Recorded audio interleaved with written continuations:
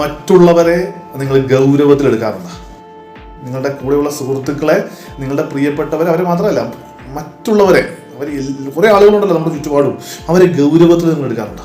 അവരെ ഗൗരവത്തിൽ എടുക്കുന്നുണ്ടെങ്കിൽ അവരെക്കുറിച്ച് നിങ്ങൾ മോശം പറയുക, അവരെക്കുറിച്ച് നിങ്ങൾ ഇല്ലാ കഥകൾ പറഞ്ഞു വരത്തില്ല, അവരെക്കുറിച്ച് ചീത്തയായിട്ടുള്ള കാര്യങ്ങൾ നിങ്ങൾ പറയില്ല.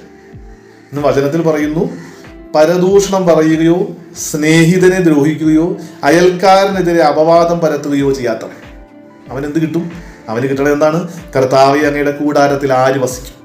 അങ്ങയുടെ വിശുദ്ധഗിരിയിൽ ആര് വാസം ഉറപ്പിക്കും? ആ ചോദ്യത്തിന് സങ്കീർത്തകൻ പറഞ്ഞു വെക്കുന്ന ഒരു ഉത്തരവാണ് മറ്റുള്ളവരെ ഗൗരവത്തിലെടുക്കണം.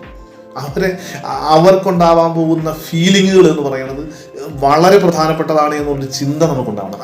അതൊക്കെ അവൻ എന്തെങ്കിലും തോന്നട്ടെ, അവൻ എന്ത് തോന്നിയാൽ എനിക്കെന്താ എന്നുള്ള ചിന്തയൊക്കെ എന്നൊക്കെ പറയണുണ്ടല്ലോ, അവർ ഗൗരവത്തിലെടുക്കാത്തതിൻ്റെ ചിന്താഗതിയാണ്.